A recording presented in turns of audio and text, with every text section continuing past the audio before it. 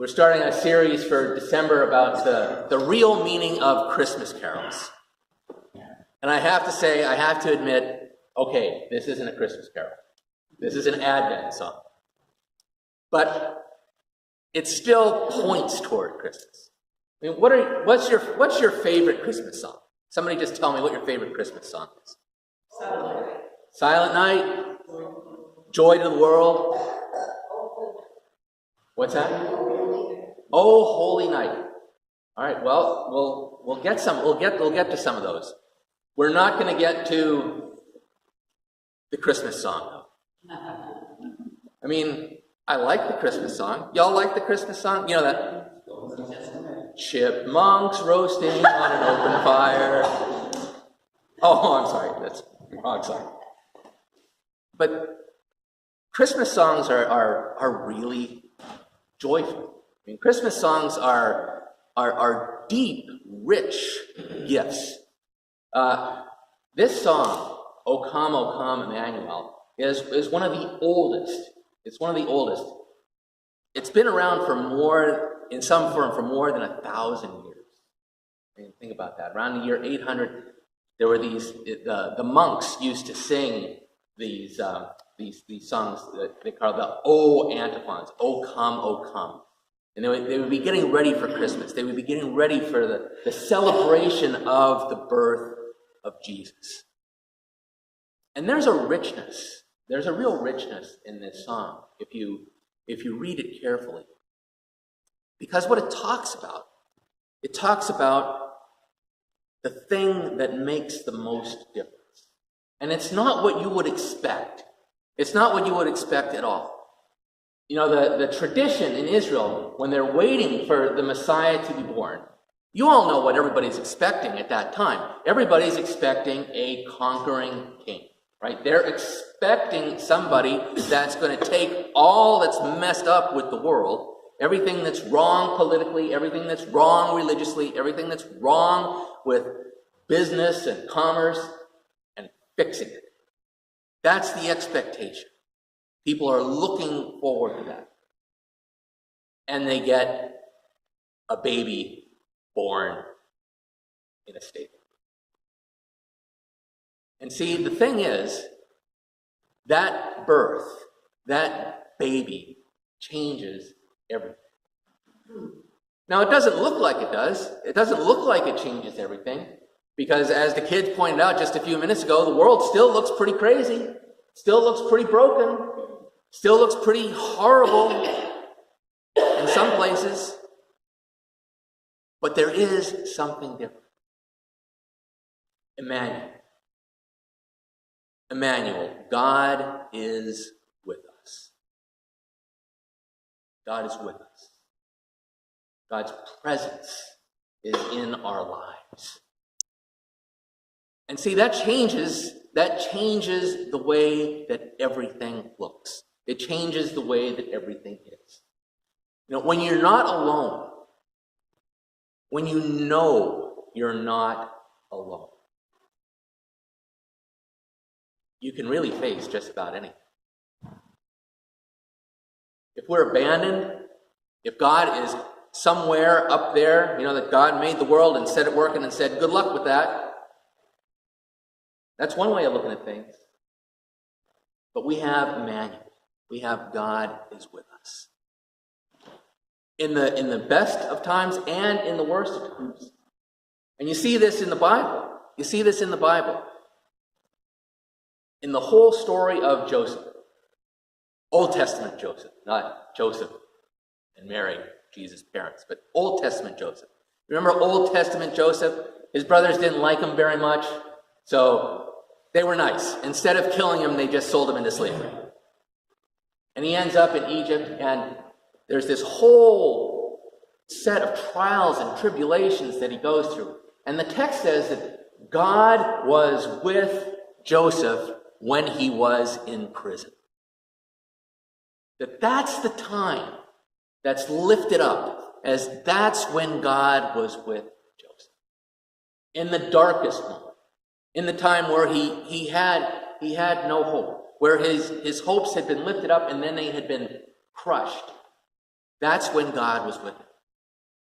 And that's what made his survival possible. And not just his survival, but his thriving possible. And it's the same for us. It really is the same for us.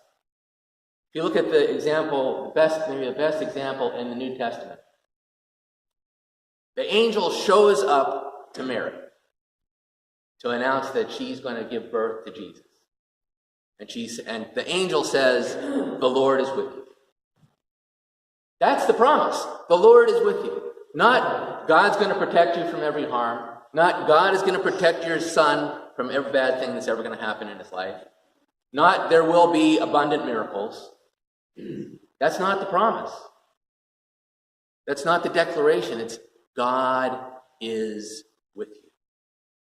And that promise, that declaration, made it possible for Mary to endure all that she had to endure. I mean, you think of her time raising Jesus. Think of her looking at her son opposed by the authorities. You think of the danger that he was in all the time, all the way up to his arrest, his beating, his crucifixion. And Mary was able to endure. She was able to live through that in trust because God was with her. And it really is the same for us. God's presence can be transformative. It can really make a profound, profound difference.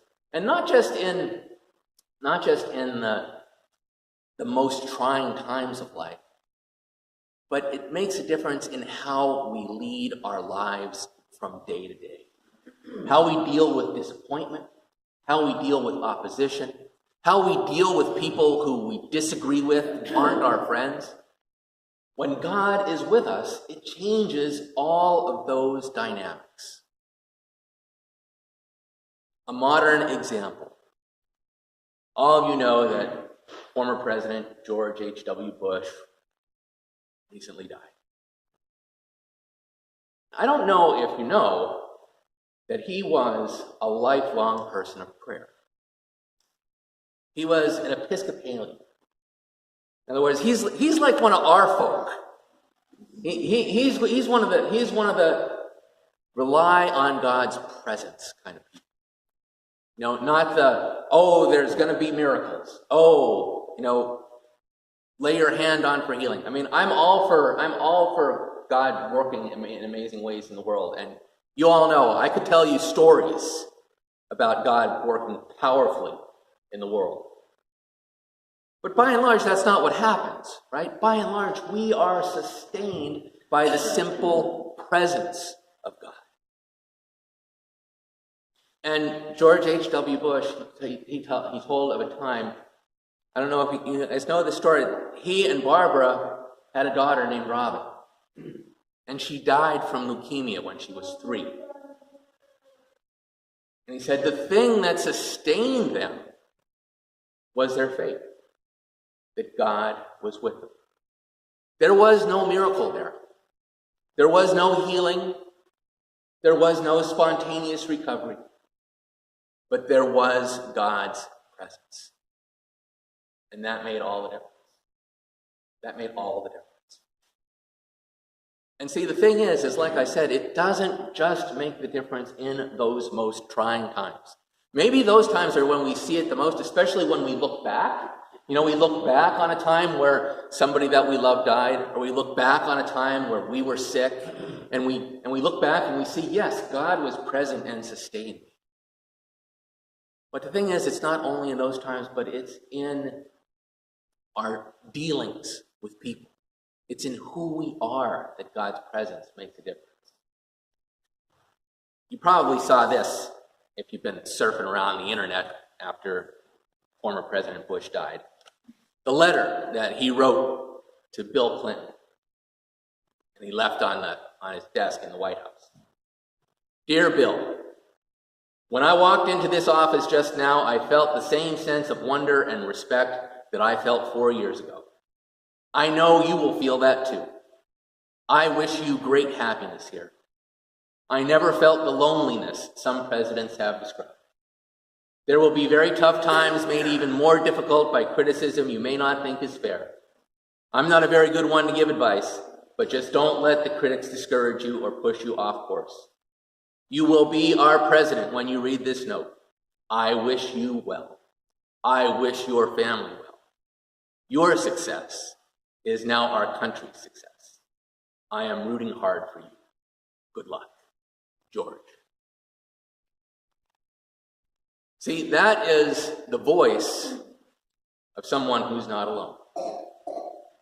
That is the voice of someone who has knowledge of God's presence. So even though that must have been a shocking disappointment for him, to be defeated as a one-term president. But there's not bitterness there. There's not animosity. There's not, I would have done a better job than you. He says, the loneliness that some people talk about, I didn't have that. Well, you know why you didn't have it. Because there was a capital S somebody with it. And that makes a difference.